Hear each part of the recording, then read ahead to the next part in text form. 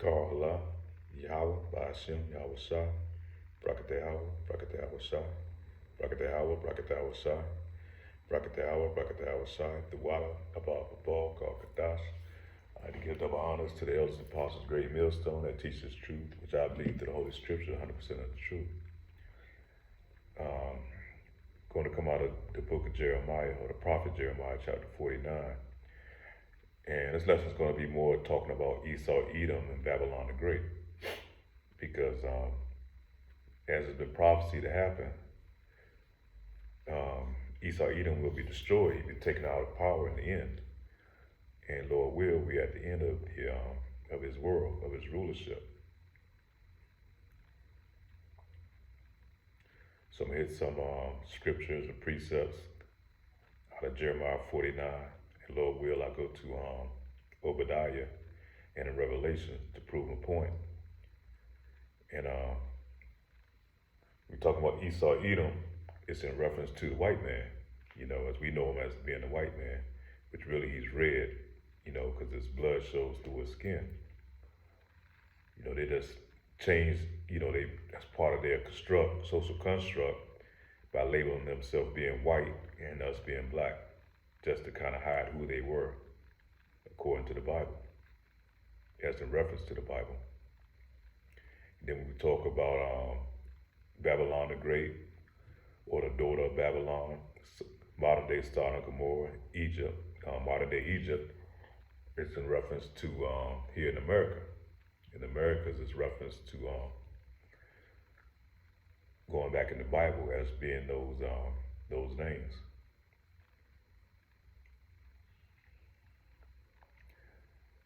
Jeremiah chapter 49, verse 7. Shalakia, if I chew, because I have some cloves in my mouth, which is good for fighting bacteria, and it's good to put like 2 cloves in your mouth, like once every day. They're good for bacteria and stuff in your mouth, freshens the breath. And that is good for your system as far as dealing with parasites and all those type things.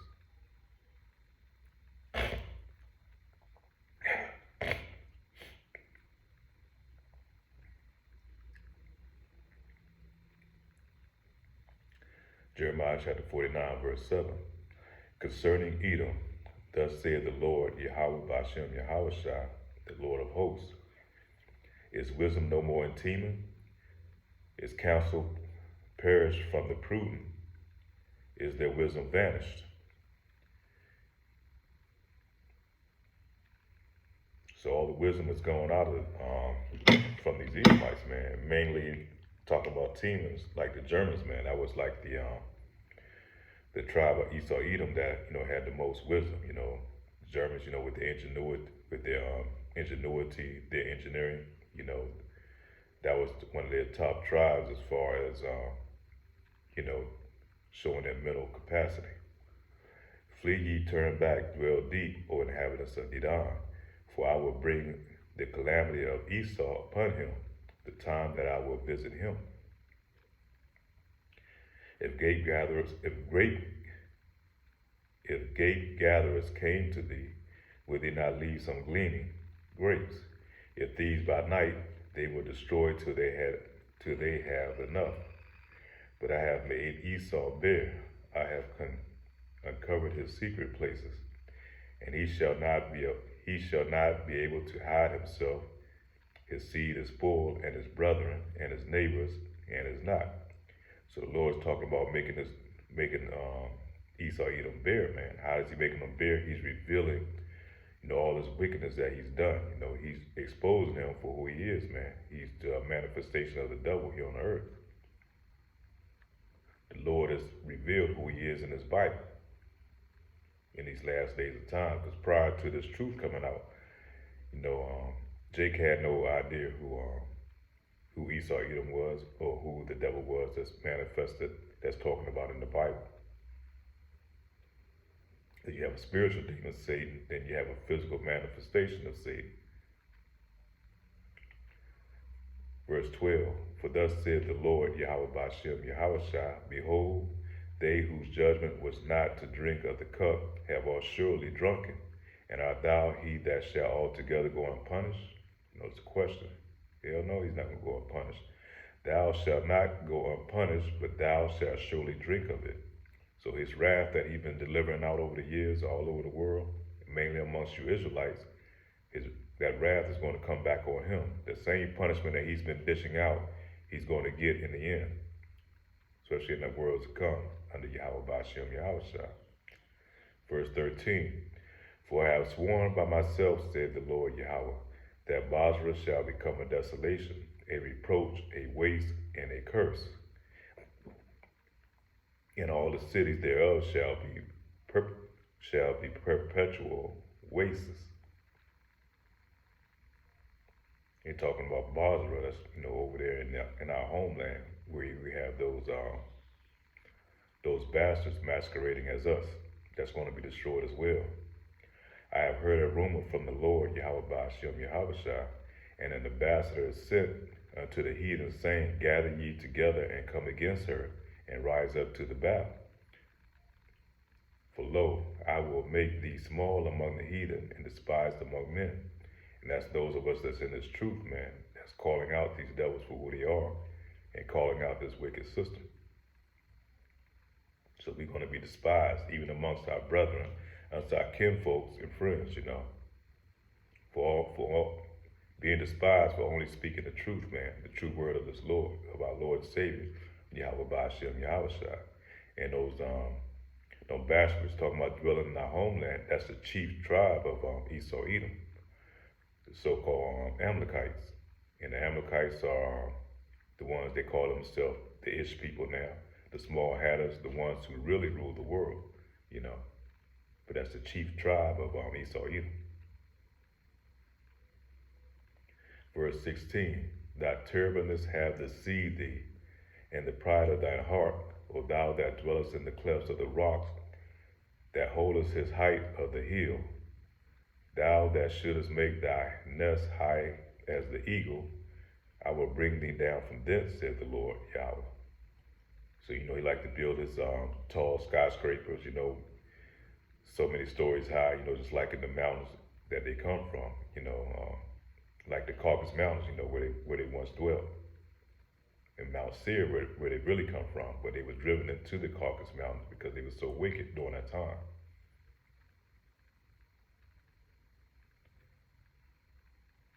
Verse 17, as Edom shall be a desolation, everyone that goeth by it shall be astonished, and shall hiss at all the plagues thereof. Same way as it was at the time of Egypt when we fled from Egypt. Egypt was destroyed, for holding us captive and not, releasing us. So the Lord made an example out of Egypt during that time. Same way he's going to do here at Babylon the Great, man, with these Edomites that rule over us. Verse 18, as the overthrow of Sodom and Gomorrah and the neighbor cities thereof, said the Lord Yahweh Ba'ashem Yahushua, no man shall abide there, neither shall a son of man dwell in it. And that's talking about here in United States of Americas, man. This place is going to be a desert wasteland once the Lord finishes with it. But that's only after he gathers his elect up out of it. Behold, he shall come up like a lion from the swelling of the Jordan against the habitation of the strong. But I will suddenly make him run away from her, and who is a chosen man that I may appoint over her, for who is like me, and who will appoint me the time, and who is it that shepherd that will stand before me? Therefore hear the counsel of the Lord Yahweh, that he hath taken against Edom, and his purpose, that he hath purpose against the inhabitants of Teman. Surely the least of the flock shall draw them out. Surely she shall make their habitations desolate with them. And that's prophecy that's about to unfold now. So the least of the inhabitants is about to draw Esau Edom out, man. What's going on in the Middle East, what's happening over there in Ukraine, and these small nations now like North Korea, Iran, and Iraq. These small nations, man, is about to draw Esau Edom into this war, man. It's going to be the third war. That's going to be the destruction of this world order. So the least these little small nations are going to draw her into this big major war that's going to unfold. Same as it was, in World War I and World War II. You know, they use the Japanese as a proxy. Same thing with the war in Vietnam. You know, like the French, they put some bit out there and drew us into that war. So the least of these nations are going to draw us into this major conflict that's going to happen on the earth, which is going to be the third woe that's going to unfold, and it's going to bring in destruction of Babylon the Great. Verse 21, the earth is moved at the noise of their fall, and the noise thereof was heard in the Red Sea. Some of the earth being moved, that's going to be those ICBM, the nuclear weapons that's going to be deployed, that's going to land here in Babylon the Great, man. It's going to rock the whole earth. The whole earth is going to be moved out of course, and it's going to be a major catastrophe, man, a major sight here on the earth. And the Lord is going to orchestrate all this. Verse 22, behold, he shall come up and fly as an eagle and spread his wings over Basra. And at that day shall the heart of mighty men of Edom be as the heart of a woman in her pains. Because once that Lord and that fathership come and crack them skies, man, it's going to bring a great fear. You know, they've been already building up for it. You know, they started to release footage of these so-called, they call them UFOs, but really they're chariots of the Lord. And they kind of putting that information out there. You know, they gathered up their space force, which they're going to try to fight against the Lord and his angels. But when the Lord bring that fathership, it's going to be like a great mountain, man. It's going to bring fear on them, man. Fear like a woman that's in travail, man. Because they know when that's going to be their destruction, but the Lord going to put a spirit on them to fight.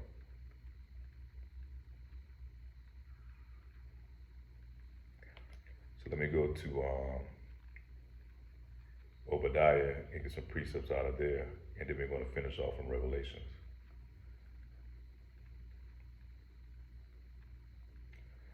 The vision of Obadiah, thus saith the Lord God Yahweh concerning Edom. We have heard a rumor from the Lord, and the ambassador is sent among the heathen. Arise ye, and let us rise up against her in battle. So that's going to be the Lord putting the spirit on them to come fight, man, in the valley of Jehoshaphat. Behold, we're going to drop down to verse 3.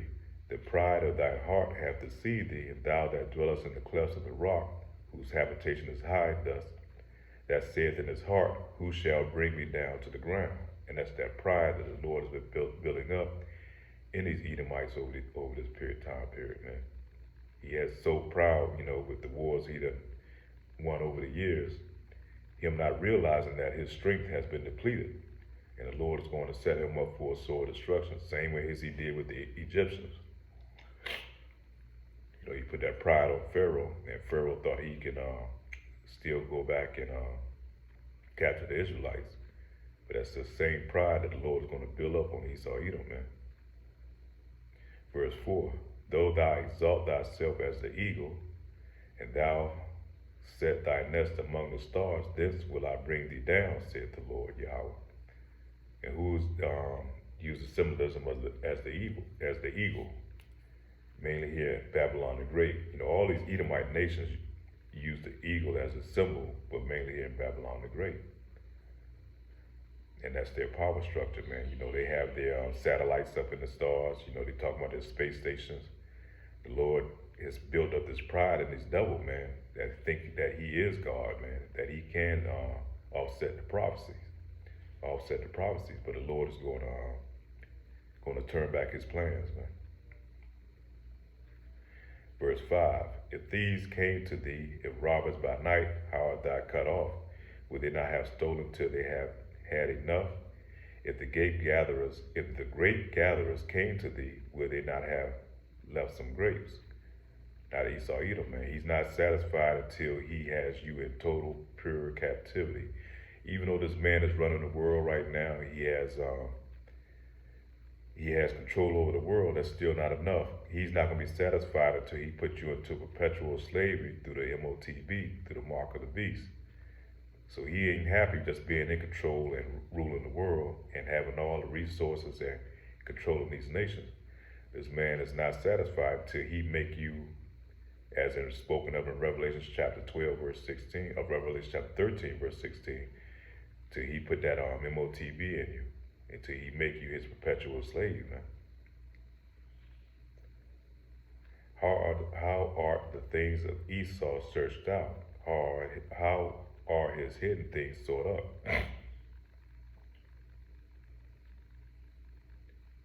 Verse 9, and thy mighty men, O Teman, shall be dismayed in the end, that every one of the mount of Esau may be cut off by slaughter. Verse 10, for thy violence against thy brother Jacob, it goes back to Jacob and Esau, shame shall cover thee, and thou shalt be cut off forever.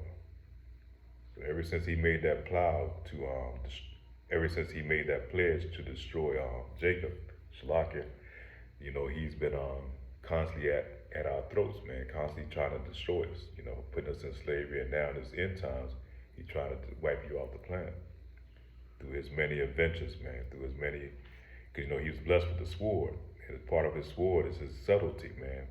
He can find a way to attack you without appearing that he's in war. You know, his word is definitely not trustworthy.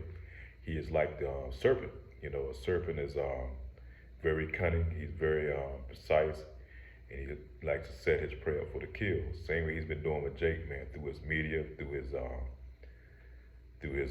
biological and psychological warfare that he's been putting on you, Jakes, man. And now he's going for the final kill because he knows his time is coming to an end. Verse 14, neither should thou have stood in the crossway to cut off those of his and did escape. Neither should thou have delivered up those of his that did remain in the day of distress. For the day of the Lord Yahweh is near upon the heathen. As thou hast done, it shall be done unto thee. Thy reward shall return upon thy own head.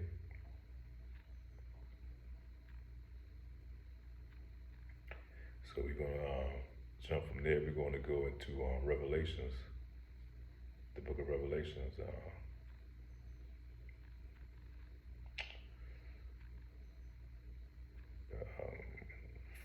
think it's 16.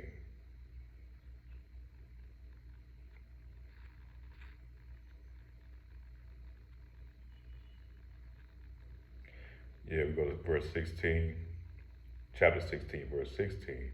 And he gathered them together into a place called the Hebrew tongue, Armageddon. That's going to be the final war that's going to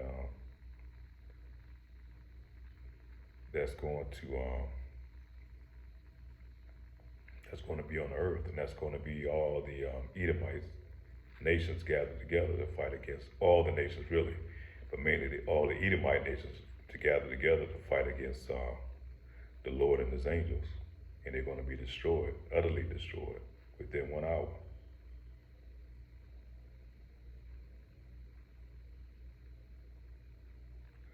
Verse 19, Revelation chapter 16, verse 19, and the great city was divided into 3 parts, and the cities of the nations fell. And the great Babylon came in remembrance before Yahweh to give unto her the cup of wine of the fierceness of his wrath.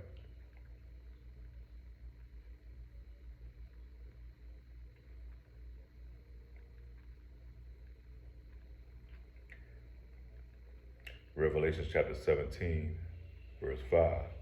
And upon her head was the name written, Mystery, Babylon the Great, the mother of harlots, the abominations of the earth. And who is that talking about, man? And even you have some Christian pastors, these Edomite Christian pastors, you know, they appear to be Edomites, and they tell you, they even admit that Babylon the Great, the mother of harlots, is America, man. Because she ones that pushes this fornication, all type of adultery, idolatry, and adultery all over the world. You know, they even went over there into so-called Africa. They even threatened those nations, man. If they wouldn't accept, you know, sodomy and all these other abominable things, man, that they were not going to receive any type of aid, which they put them in a condition that they are in now, that they have to receive aid, you know.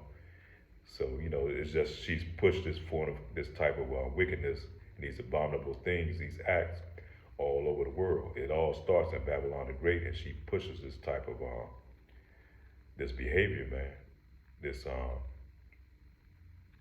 this wickedness all over the world. And I saw the woman drunken with the blood of the saints and with the blood of the martyrs of Yahushua. And when I saw her, I wondered with great admiration. This is the Apostle John, when he, John the Revelator, you know, when he had the vision and he saw Babylon the Great, man. She's been slain and killing the prophets, man, over the years. And here in the end time, she's going to kill some of the prophets.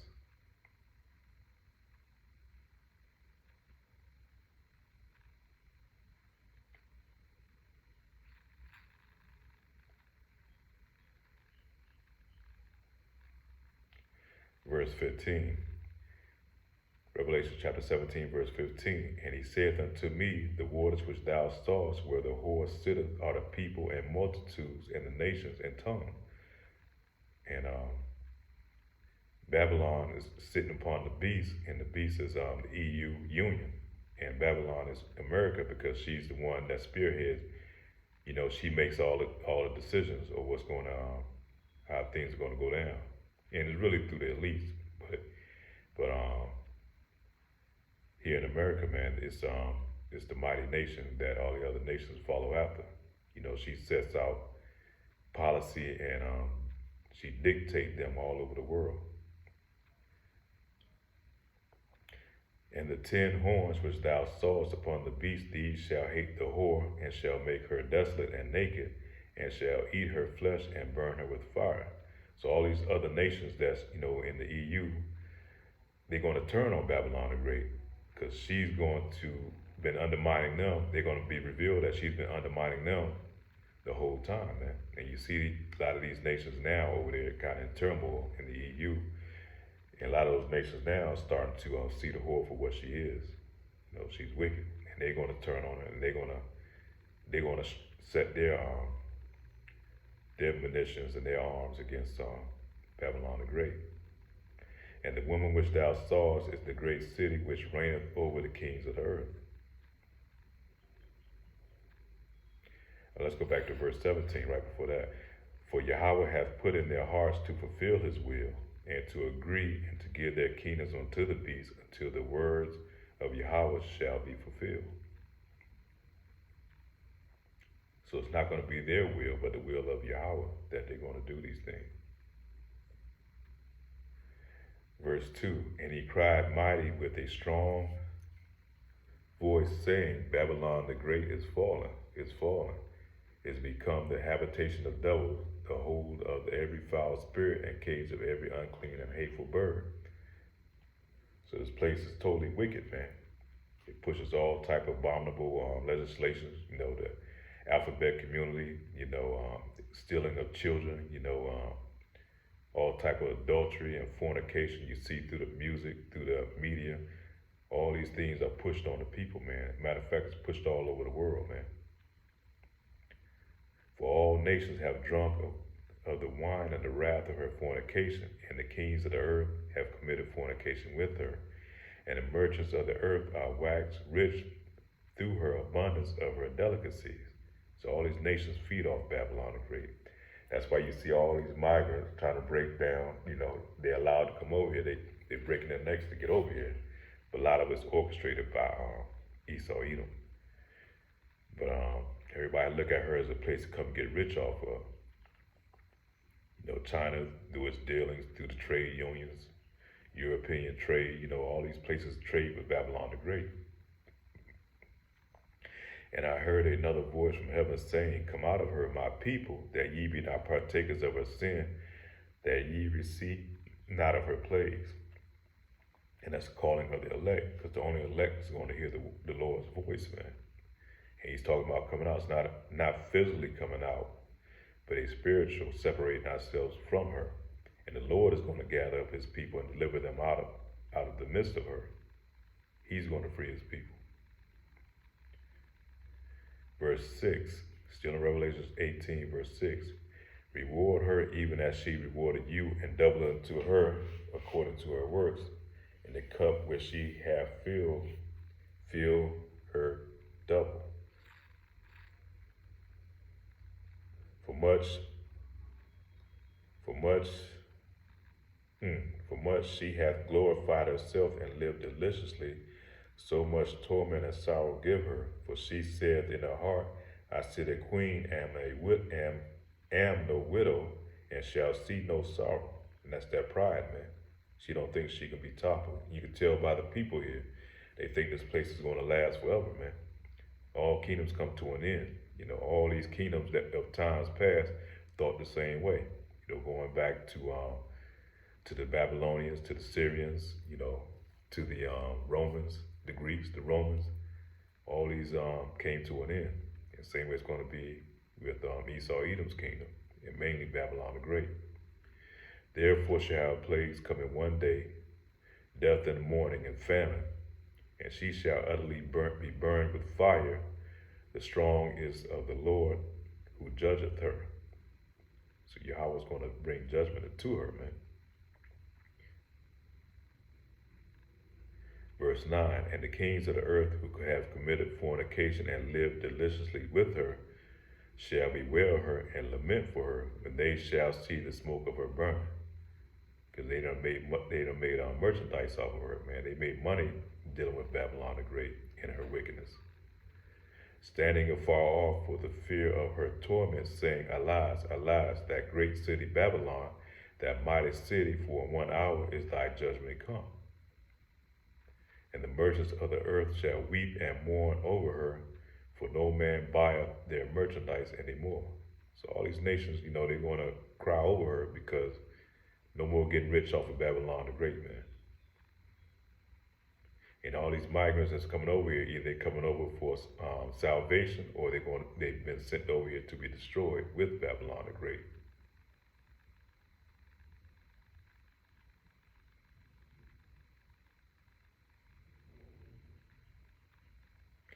Verse 20, we're going to finish off Revelation chapter 18, verse 20. Rejoice over her, thou heaven, and ye holy apostles and prophets, for God Yahweh hath avenged you on her. So we cry out for vengeance, man, that the Lord come and bring justice upon this wicked nation, man, that's been destroying our people, you know, ever since. Let me get another one, verse 24. And in her was found the blood of the prophets and of the saints and all that were slain upon the earth.